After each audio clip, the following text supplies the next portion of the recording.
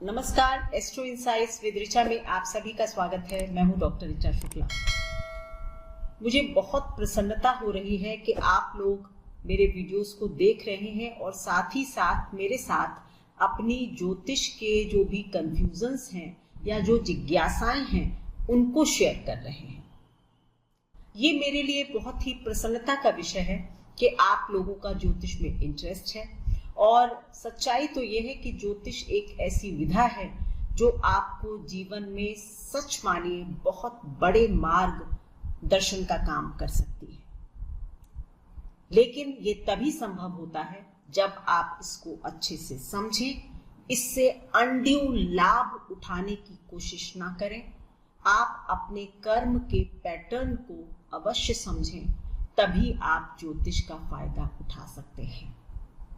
क्या चीज आपकी डेस्टिनी में लिखी है, क्या नहीं लिखी है, नहीं लिखी चीज को अगर आप पाने के पीछे भागेंगे तो निसंदेह आपका जीवन कष्टकारी होगा।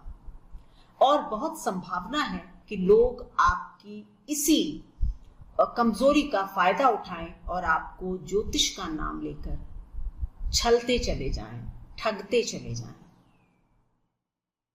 तो ज्योतिष को गहनता से समझें और उसका सच्चा फायदा उठाने की कोशिश करें।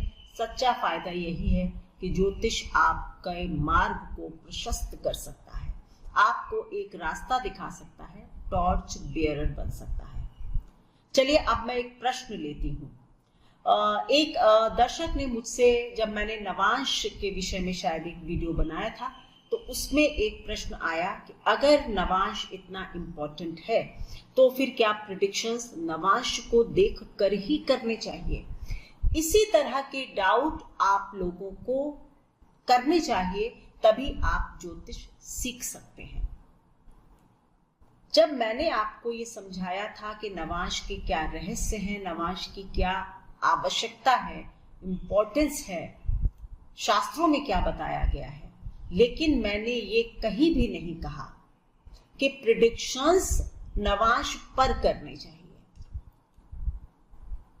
लग्न पत्रिका जो है वो सबसे ताकतवर टूल है आपका भविष्य जानने के लिए।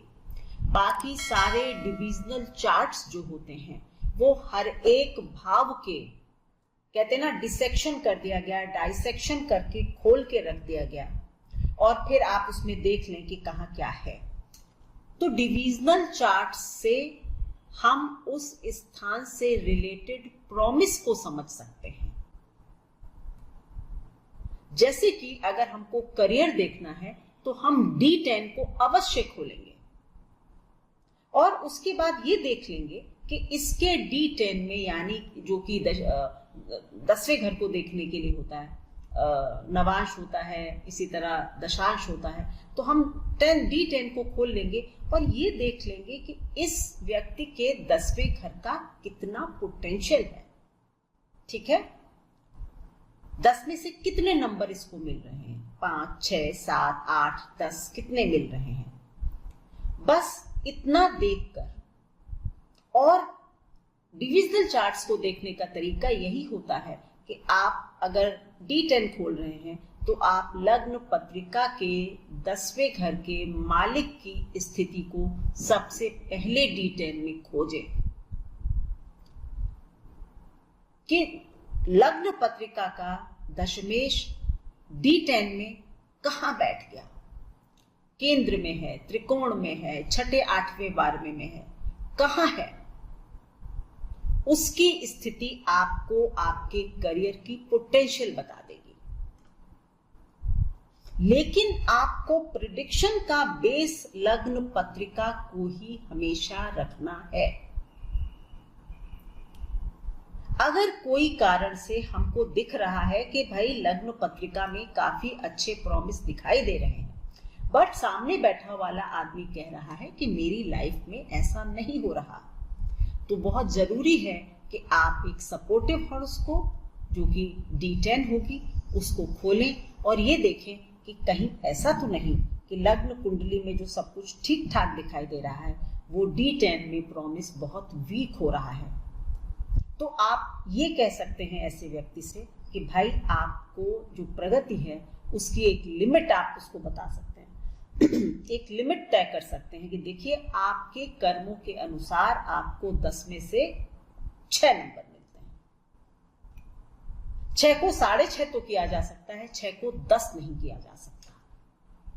तो आप उसकी मेंटल कंडीशनिंग उस हिसाब से कर सकते हैं, उसके जीवन को एक इस तरह से ढाल सकते हैं कि वो एटलीस्ट 6 के पोटेंशियल को पूरा का पूरा पाले और मेरी 6.5 भी आप उसके करा दें मेंटल गाइडेंस से। लेकिन ये मान लीजिएगा कि अगर 6 का पोटेंशियल है तो आप 10 नहीं प्राप्त कर सकते। कोई भी उपाय कर लीजिए, कोई भी कुछ भी आपको समझा दे, ऐसा नहीं होता। सो प्रिडिक्शन का बेस लग्न है, लग्न को कोई भी सुपरसीड नहीं कर सकता। लेकिन हाँ, जब लग्न में कोई चीज अच्छी दिखाई दे रही हो और फिर भी अच्छी ना हो रही हो तो आप उसके डिविजनल चार्ट को, उसके वर्ग चार्ट को जरूर खोलें और उसमें उसके पोटेंशियल को कौन डाइल्यूट कर रहा है, कैसे वो पोटेंशियल डाइल्यूट हो रहा है, ये समझकर आप अपने आगे आए व्यक्ति को, आप अपने क्लाइंट को या फिर आप खुद अपने लिए भी ये समझ सकते हैं कि मेरी पत्रिका का दोष क्या है।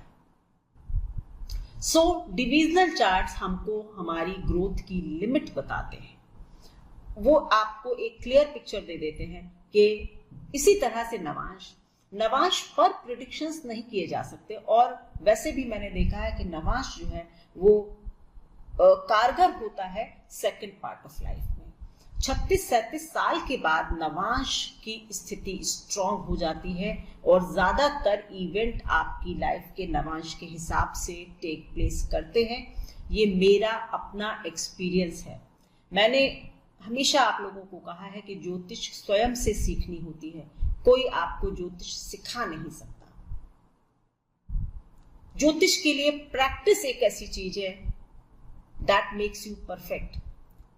इसीलिए मैं ये कभी नहीं कहती हूं कि मैं ज्योतिषी हूं, मैं हमेशा कहती हूं कि मैं ज्योतिष की प्रैक्टिस इतने सालों से कर रही हूं। सो आप अपने आप से ज्योतिष सीखते हैं, आपकी प्रैक्टिस, आपकी मेहनत आपको परफेक्ट करती है। कोई भी आपको ज्योतिष नहीं सिखा सकता, क्योंकि ज्योतिष 2 और 2 4 का विज्ञान नहीं है, क्योंकि यहाँ पर आपका प्रारब्ध भी शामिल होता है, पिछले कर्म भी शामिल होते हैं। इसलिए 2 और 2 4 हमेशा नहीं होते। तो वो पोटेंशियल 5 का है या 6 का है, ये आपको जज करना होता है। ये एक ज्योतिषी का काम होता है कि वो उस पोटेंशियल को समझे कि अगर 2 और 2 4 नहीं हो रहे हैं तो कहां पर त्रुटि है। तो वर्गा चार्ट्स जो हैं, डिविजनल चार्ट्स जो हैं, वो आपको इस तरह से मदद करते हैं। लेकिन दशा, लग्न पत्रिका और नक्षत्र सभी कुछ केवल और केवल लग्न पत्रिका से ही देखने चाहिए। जितने भी योग होते हैं, राजयोग, वो भी आपको लग्न पत्रिका से ही देखने चाहिए। अगर नवांश में भी वो योग बन रहे हैं तो यानी कि ये योग बहुत ताकतवर हो गए हैं आपकी कुंडली में। लेकिन नवांश में बने हुए राजयोग आपको जीवन के दूसरे पार्ट में, second half of the life में मदद करते हैं, फर्स्ट हाफ में नहीं। या इसका दूसरा मतलब ये भी हो सकता है कि आप अपने प्रयासों से अपने जीवन में राजयोग पैदा कर लेंगे, यानी कि आप कर्म प्रधान व्यक्ति हैं। ज्योतिष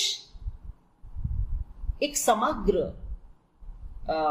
विज्ञान है, टोटलिटी में समझना होता है। एक चीज देखकर आप लोग जब इस तरह के प्रश्न करते हैं कि आपने कहा ऐसा होगा, मेरे साथ ऐसा नहीं हो रहा, मैं समझ सकती हूँ आप लोगों की परेशानी को।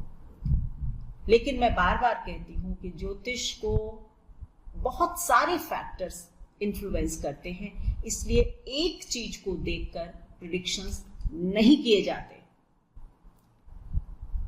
सो आई थिंक एक तो आपका प्रश्न आंसर हो गया कि नवांश को पर प्रेडिक्शंस करने चाहिए या नहीं, लग्न से प्रेडिक्शन करने चाहिए। नवांश से आप हर चीज की ताकत का आकलन कर सकते हैं। या ये देख सकते हैं कि कौन सी चीज आपके लिए इस लाइफ में डिनाइड है, नहीं लिखी गई है। लेकिन लग्न पत्रिका सबसे बलशाली होती है। इवन भाव चलित भी जब हम देखते हैं तो भी हम जो दृष्टि वगैरह है ग्रहों की, वो सारी की सारी लग्न पत्रिका के हिसाब से ही देखते हैं। ये एक अलग विषय है, कभी चर्चा करूंगी। इसी तरह आप लोग मुझसे अपने डाउट्स पूछते रहें और मुझे बहुत अच्छा लगेगा कि मैं आप लोगों को आंसर करूं। Please keep asking questions. ये बहुत एक इंटरेस्टिंग चैनल बन जाएगा अगर आप लोग मुझसे प्रश्न करते रहेंगे। Thank you so much. मेरे वीडियोस को लाइक करें, शेयर करें। अगर पसंद आते हैं तभी लाइक करें, शेयर करें, सब्सक्राइब करें, बेल आइकन प्लीज प्रेस करें। जल्दी से जल्दी मेरे वीडियोस को, नए वीडियोस को देखें। Thank you so much.